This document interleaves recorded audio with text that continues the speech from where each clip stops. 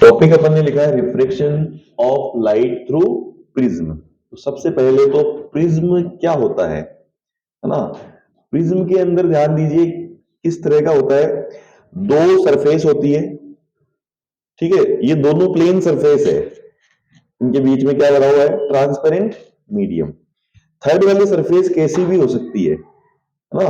ध्यान दीजिए प्रिज्म में क्या होता है, एक ऐसा सिस्टम है, ऐसी डिवाइस है जिसमें दो प्लेन सरफेस किसी इंक्लाइन पे इंक्लाइंड है और बीच में क्या भरा हुआ हो, मीडियम। तो आप बोल सकते हो व्हेन ए ट्रांसपेरेंट मीडियम, कैसा medium, when A transparent medium, जो ट्रांसपेरेंट मीडियम है, ठीक है, इज सराउंडेड बाई, उसको क्या कर दिया अपन ने, सराउंड कर दिया, सराउंडेड बाई टू रिफ्रैक्टिंग, कैसी, two refracting plane surfaces, plane surfaces inclined at angle, inclined at an angle, ठीक है, then it is known as prism। ध्यान दीजिए थर्ड जो सरफेस है, ये दो सरफेसेस इंक्लाइन होनी चाहिए प्रिज्म में। ये दो सरफेसेस बनाई मैंने, ये एक सरफेस बनाई, ठीक है, एक ये मैंने दूसरी सरफेस बनाई। ये दोनों सरफेस क्या है, इसी एंगल पे इंक्लाइंड है ना। ये दो अलग अलग सरफेसेस है और ये दोनों सरफेस क्या है, इंक्लाइंड है किसी एंगल से। ये पहली सरफेस है, ठीक है, और ये एक दूसरी सेकंड सरफेस है। इन दोनों के बीच का एंगल भी आपको गिवन है। ये दो सरफेसेस बनाई है मैंने,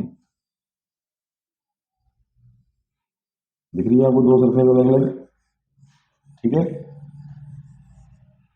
इनके बीच में आप क्या भर दोगे, कोई भी एक मीडियम, ट्रांसपेरेंट क्या भर दिया आपने, मीडियम भर दिया। अब बात है तीसरी सरफेस कैसी होगी, और सरफेस थर्ड जो सरफेस है वो किस तरह की होगी, है ना। थर्ड सरफेस कैसी भी हो सकती है, किसी भी तरह की, है ना, प्लेन भी हो सकती है, इस तरह से भी हो सकती है, प्लेन सरफेस भी हो सकती है, और ऐसी किसी भी तरह की हो सकती है। प्रिज्म कोई जरूरी नहीं है ऐसा ही हो, है ना। इस तरह का देखा होगा, प्रिज्म ऐसा भी हो सकता है, जैसे मान लीजिए ये सरफेस बनाई है आपने, है ना, ठीक है, एक तो ये सरफेस हो गई, एक ये दूसरी सरफेस हो गई, है ना।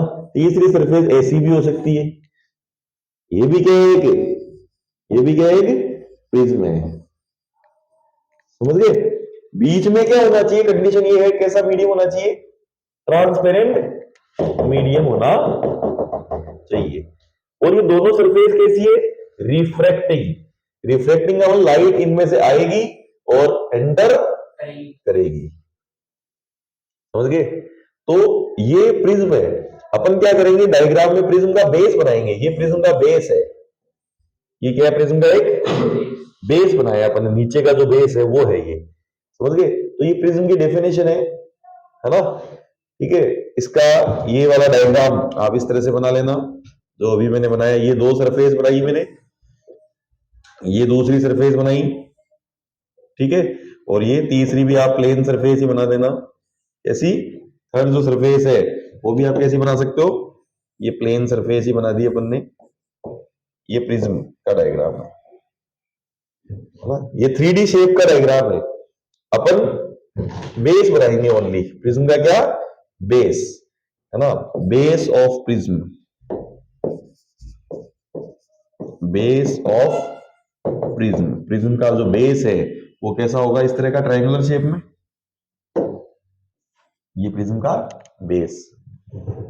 अब बात ये कि इस प्रिज्म से रिफ्रैक्शन कैसे होता है, क्या, रिफ्रैक्शन। तो रिफ्रैक्शन कैसे होता है ना, देखिए एक बार समझ लीजिए। प्रिज्म का ये बेस बनाया मैंने, ये अंदर कौन सा मीडियम है, रेयर या डेंसर, ये कौन सा मीडियम है, डेंसर मीडियम है ना। ये लाइट रे रेयर मीडियम से कौन से मीडियम में गई, डेंसर मीडियम में जा रही है। तो यहां पे जाते ही ये क्या होगी, bend towards normal. When light ray goes from rare to denser then it bend towards normal. तो पहले इस पॉइंट पे आपको क्या बनाना पड़ेगा, नॉर्मल बनाना पड़ेगा। ये लाइन क्या है, नॉर्मल। देखिएगा ये जो लाइन है, ये वाली लाइन क्या है, नॉर्मल है। नॉर्मल परपेंडिकुलर होता है ना 90 डिग्री पे, कितने डिग्री पे, 90 डिग्री पे नॉर्मल होता है। अब ये लाइट रे देखिए किधर बेंड हुई, नॉर्मल की तरफ क्या हो गई, बेंड हो गई। किस तरफ बेंड हो गई, नॉर्मल की तरफ। इसका ओरिजिनल पाथ तो ये था, इसका जो ओरिजिनल पाथ है वो कैसा था, इस तरह से था। अगर ये प्रिज्म नहीं होता तो ये लाइट रे ऐसे जाती बिल्कुल सीधी सीधी, है ना। लेकिन ये क्या होगी, बेंड टुवर्ड्स इस नॉर्मल की तरफ बेंड हो गई। अब देखिए दोबारा, अब ये जा रही है डेंसर टू रेयर। अब क्या होगी, away from normal, away from normal.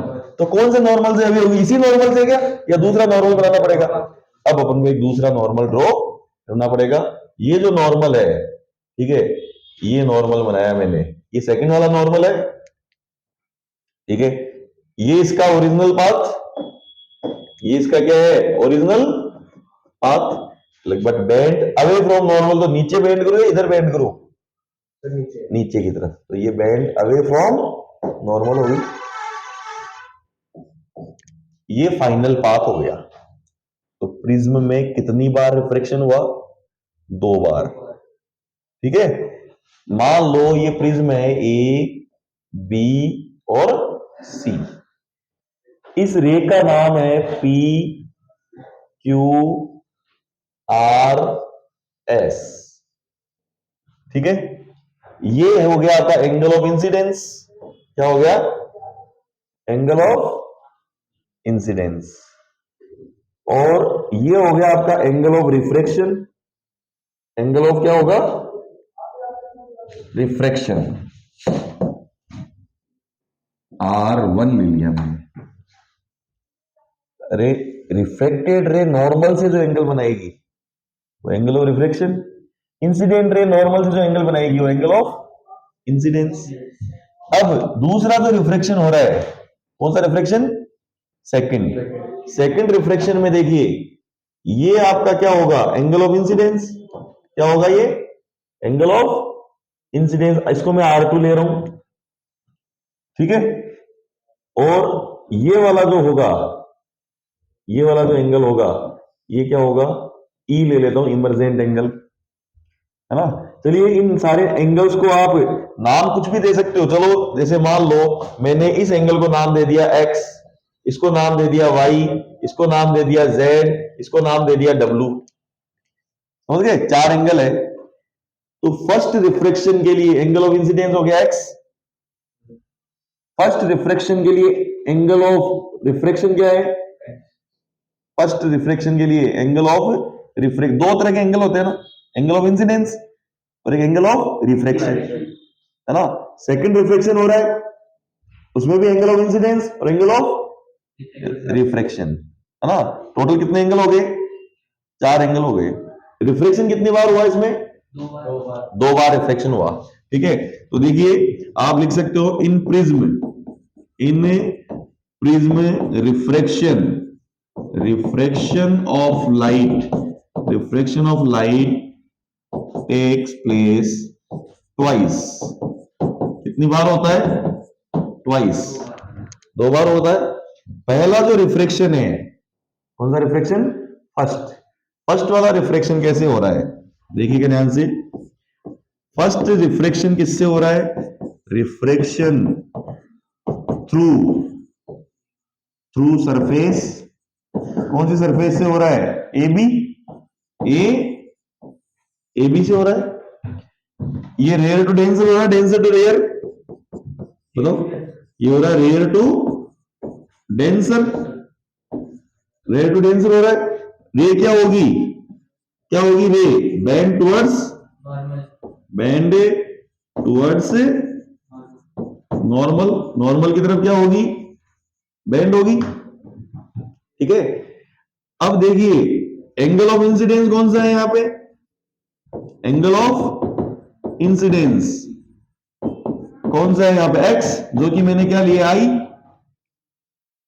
X और आई एक ही है ना, ठीक है। एंगल ऑफ रिफ्लेक्शन कौन सा है, angle of reflection, angle of refraction, इस डायग्राम को देख के बताओ, फर्स्ट रिफ्लेक्शन में एंगल ऑफ रिफ्रैक्शन कौन सा है,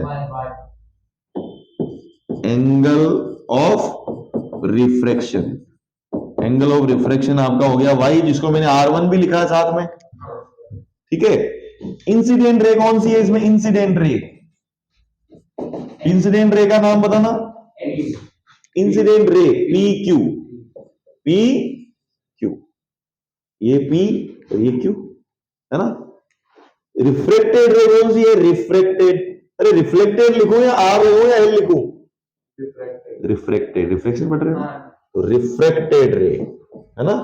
रिफ्रेक्टेड रे का नाम बताना कौन सी है, क्यू आर, ठीक है। इंसिडेंस एंगल हो गया आई और रिफ्रेक्टेड एंगल क्या हो गया, R1 है ना। रे किधर बेंड हुई, टुवर्ड्स नॉर्मल, किधर से किधर हुआ रिफ्लेक्शन, रे टू सेंसर। ऐसे सेकंड रिफ्लेक्शन पढ़ सकते हो, सेकंड रिफ्लेक्शन कौन से सरफेस से हो रहा है, कौन सी सरफेस का नाम बोलो जिससे रिफ्लेक्शन हो रहा है, एसी, कौन सरफेस है ये, एसी, इस सरफेस से हो रहा है ना, ठीक है। तो आप सेकंड वाला रिफ्लेक्शन भी लिख सकते हो यहाँ पे, देखिए सेकंड रिफ्लेक्शन लिख रहा हूं मैं, है ना। सेकंड जो है वो रिफ्रैक्शन थ्रू सरफेस, कौन सी सरफेस से हो रहा है, एसी सरफेस से हो रहा है। कैसे हो रहा है, डेंसर टू रेयर हो रहा है, डेंसर से रेयर अगर हो रहा है तो बताइए इंसिडेंस एंगल कौन, और लाइट किधर बेंड हो रही है, ray bends away from normal, normal से क्या हो रही है, वो अवे बेंड हो रही है। इंसिडेंस एंगल कौन सा है, एंगल ऑफ इंसिडेंस बताओ, angle of incidence, incidence angle, incident ray कौन सी है बता दो आपको, इंसिडेंट रे कौन सी है सेकंड रिफ्रैक्शन के लिए, क्यू आर, फर्स्ट वाले की जो रिफ्लेक्टेड रे है वो सेकंड वाले के लिए इंसिडेंट रे का काम कर रही है, तो कौन सी है, क्यू आर है ना। रिफ्रेक्टेड रे कौन सी है, रिफ्रेक्टेड रे कौन सी है, आर एस, इसको इमर्जेंट रे भी बोलते हैं, क्या बोलेंगे इसको, इमर्जेंट रे भी इसको बोला जाएगा, क्योंकि बाहर निकल रही है नहीं, इमर्जेंट रे, समझ गए। एंगल ऑफ इंसिडेंस का नाम क्या है बताना, हाँ जेड, जो कि R2 लिया मैंने, और angle of refraction, angle of refraction, refraction जो एंगल है वो W या फिर E, और इसको इमर्जेंट एंगल भी बोलेंगे, क्या बोलेंगे, इमर्जेंट एंगल, इमर्जेंट एंगल क्यों बोलेंगे, क्योंकि ये बाहर निकल रही है, समझ गए। तो ये प्रिज्म का डायग्राम है ना, प्रिज्म की डेफिनेशन लिखी पहले अपन ने, ठीक है। अगर राइट एंगल प्रिज्म दिया हुआ है तो ये एंगल कितना हो जाएगा, कितना होगा, right angle sorry equilateral prism 60 हो जाएंगे। प्रिज्म एंगल किसे कहते हैं, कौन सा एंगल, ये दो रिफ्लेक्टिंग सरफेस है ना, उनके बीच का एंगल क्या कहलाता है, प्रिज्म एंगल। अगर आपसे पूछ ले कि प्रिज्म एंगल की डेफिनेशन लिखिए, है ना, प्रिज्म एंगल, प्रिज्म एंगल को ए से रिप्रेजेंट करते हैं, हाँ बिल्कुल, the angle between two refracting surfaces, two plane refracting surfaces from which light enters and emerge out, ठीक है, is known as prism angle। जिन दो सरफेसेस से लाइट, जैसे मान लीजिए ऐसा प्रिज्म है, ये इस तरह का प्रिज्म है, अगर लाइट यहां से जाके यहां से निकल रही है तो प्रिज्म एंगल कौन सा होगा, ये वाला। अगर मान लीजिए ये लाइट इधर से जाके इधर से निकल रही है तो प्रिज्म एंगल कौन सा होगा? ऊपर वाला। समझ गए? तो ये प्रिज्म एंगल इस तरह से डिफाइन होता है। किससे रिप्रेजेंट करते हैं इसको? ए से रिप्रेजेंट करते हैं। इक्विलेटरल प्रिज्म है तो प्रिज्म एंगल कितना होगा? 60 डिग्री। इक्विलेटरल में सारे 60 60 60 के होते हैं। तो ये अपन ने रिफ्रैक्शन पढ़ा किससे? प्रिज्म से। प्रिज्म से किस तरह से रिफ्रैक्शन होता है ना? अब इसी का ही जो टॉपिक है अगला वो आता है डिस्पर्जन। क्या? Dispersion of light through prism, है ना? डिस्पर्जन किसे कहते हैं? No, dispersion of light. हाँ सही है, dispersion of light through prism. Prism से डिस्पर्जन कैसा होता है ना? ध्यान दीजिएगा, ये प्रिज्म बनाया और ये व्हाइट लाइट किसका है? कौन सी लाइट का डिस्पर्जन करेंगे अपन? White light. White light incident हो रही है। ये व्हाइट लाइट जो है वो क्या हो जाएगी? अपने 7 पार्ट्स में क्या हो जाएगी? डिवाइड हो जाएगी। ठीक है, इस तरह से 1 2 3 4 5 6 और 7, और बाहर जो निकलेंगे वो भी कितने कलर्स बाहर निकलेंगे? 7 कलर्स जो है वो क्या हो जाएंगे? बाहर निकल जाएंगे। इन 7 कलर्स में क्या होगा? सबसे ऊपर ही ऊपर कौन सा कलर होगा? ध्यान दीजिए, सबसे ऊपर ही ऊपर रेड होगा या नहीं होगा? और नीचे नीचे वॉयलेट होगा। VIB G Y 1 2 3 4 5 6 7 8 हो गई ये लाइंस। ठीक है, कितनी लाइंस होनी चाहिए टोटल? 7 लाइंस। ठीक है, 1 2 3 4 5 6 7 ना। तो VIB G Y O और R। डेविएशन सबसे कम कौन से कलर का हो रहा है? कौन सा कलर सबसे कम मुड़ रहा है? रेड। रेड कलर का डेविएशन सबसे कम होता है क्योंकि ये इसका ओरिजिनल पाथ है ना। रेड कलर का डेविएशन कम हो रहा है और वॉयलेट का डेविएशन ज्यादा हो रहा है क्योंकि रेड की वेवलेंथ, रेड कलर की वेवलेंथ मैक्सिमम होती है, सबसे ज्यादा होती है। वेवलेंथ ज्यादा होती है, रेड कलर सबसे कम मुड़ता है। तभी तो डेंजर सिग्नल रेड कलर के बनाए जाते हैं। कौन से कलर के बनाए जाते हैं? रेड कलर के, क्योंकि रेड कलर की वेवलेंथ ज्यादा होती है, वो इजीली मुड़ता नहीं है, दूर से दिख जाता है, उसकी स्कैटरिंग भी सबसे कम होती है, फैलता नहीं है रेड कलर। समझे? तो डिस्पर्जन की डेफिनेशन क्या हुई? When a white light passes through a prism, then it splits, divides into its 7 colors. When a white light passes through